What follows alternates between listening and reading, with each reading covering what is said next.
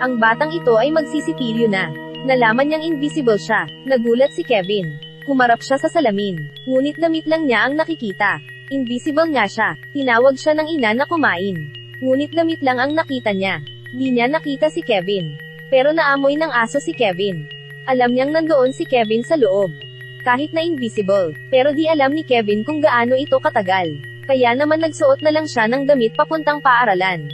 Pagdating sa paaralan, nakita niya ang mga bullies. Habang invisible pa siya, nagplano siyang mag-higanti. Nagtago siya sa likod ng kotse.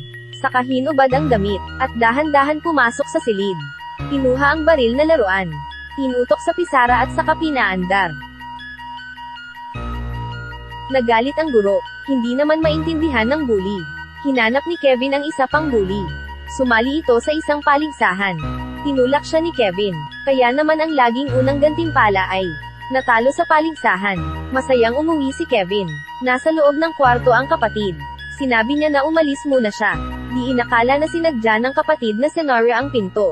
Akala niya lumabas na ito. Naghubad siya. Napasigaw ang kapatid dahil si Kevin ay invisible. Tinakpan ni Kevin ang bibig niya. Sinabi niya sa kapatid tungkol sa pagiging invisible. Nakiusap na ay sekreto ito. Sumang-ayon ang kapatid. Natuklasan ng bata na siya ay naging invisible. Nagbabasa siya ng mga libro tungkol kay Superman. Biglang narinig ang mga yabag ng ina. Agad hinubad ni Kevin ang damit. Pagpasok ng ina, nakita niya lang ang damit sa sahig. Wala na si Kevin. Sa oras na iyon tumunog ang telepono. Si Lola ang tumawag. Nakinig si Kevin sa kanilang usapan. Biglang natuklasan ang isang sekreto. Yun pala hindi siya anak ng ina. Napulot lang siya sa harap ng pinto. Nang malaman niya ito, nalungkot si Kevin. Mag-isa siyang pumunta sa dagat. Nandoon din ang crush niya. Nakita ni Xiaomei na gumagalaw ang swing. Di naman siya natakot. Lumapit pa siya. Duwende ka ba? Masaya silang naglaro. Habang masaya silang dalawa, nakita ni Kevin. May isang naka-shades na nakatingin sa kanila. Para siyang bulag. Nung gabi habang mag-isa si Xiaomei na nag-insayo. Di niya alam, may isang tao sa taas na tumutok ng baril sa kanya. Hinimitay si Xiaomei. Dinala si Xiaomei ng misteryosong tao. Lahat ng ito ay nakita ni Kevin. Hinabol niya ito, pero di si Kevin ang kalaban ng misteryosong tao.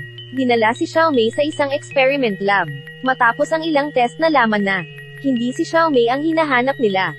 Samantala, nakauwi na si Kevin. Nagpas siyang magsuot ng damit para maisalbo si Xiaomei. Di inakala na nilagay sa washing machine ang damit. Kaya lumiit tuloy. Kaya pumunta siya ulit sa dagat. Nag-isip siya ng paraan para isalba si Xiaomei.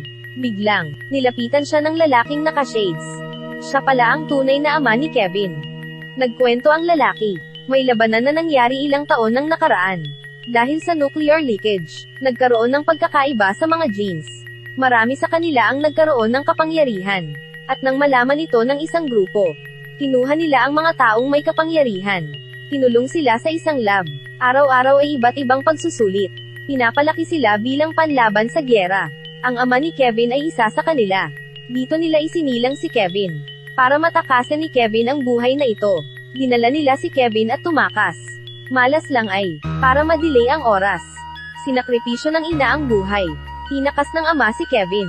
Para manatiling ligtas, dinala niya si Kevin sa isang pamilya. Yun na nga ang kasalukuyang ina ni Kevin. Si Kevin ay may kakayahan na maging invisible. At ang lalaking may shades ay ang ama niya. Sabi niya kay Kevin, kung gusto niyang maging invisible, di na kailangan ng Superman na damit. Basta nakafocus lang, pwede niyang paganahin ang kakayahan. Saka binigyan niya ito ng damit.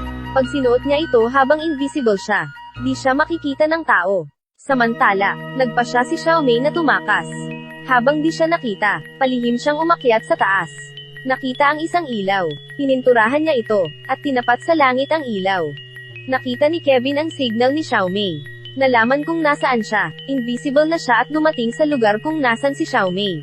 Habang di siya nakita, kinuha niya ang fire extinguisher. Saka hinampon sa ulo ng bantay. Kinuha rin ang baril niya. Binyantaan ang isa pang bantay para pagbuksan sila. Kaya ganito, niligtas ni Kevin ang tatlong nakakulong. Aalis na sana sila. Nagka-ideya si Xiaomei. Gusto niyang iligtas ang matanda. Para mapanatiling ligtas si Xiaomei. Pinona na ni Kevin na umalis ang dalawa. Dinala niya si Xiaomei sa matanda. Pagbukas nila ng pinto, napadpad sa isa pang silid. Biglang huminto si Xiaomei. Saka umilo bigla ang silid. Dahan-dahan tumalikod si Xiaomei. Saka ngumiti ng masama. Yun pala sinadya ni Xiaomei na dalhin si Kevin dito. Sa oras na iyon, dumating na rin ang mga magulang ni Kevin. Pero kinuha na si Kevin ng ibang tao. Bago umalis nagplanta sila ng bomba. Binaril ng ina ang lock sa pinto. Nailigtas ang dalawa, pero hinanap nila ang buong lab at di nakita si Kevin.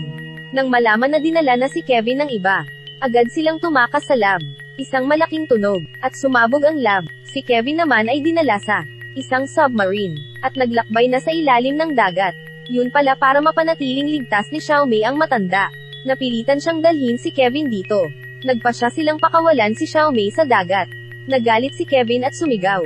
Niyanig ang buong submarine. Isa pa itong kapangyarihan ni Kevin. Ito na ang pagkakataon. Dinala niya si Xiaomei sa harapan. Pinindot ni Xiaomei ang button. Napadpad silang dalawa sa itaas ng dagat. Sa wakas nakatakas na sila sa grupo.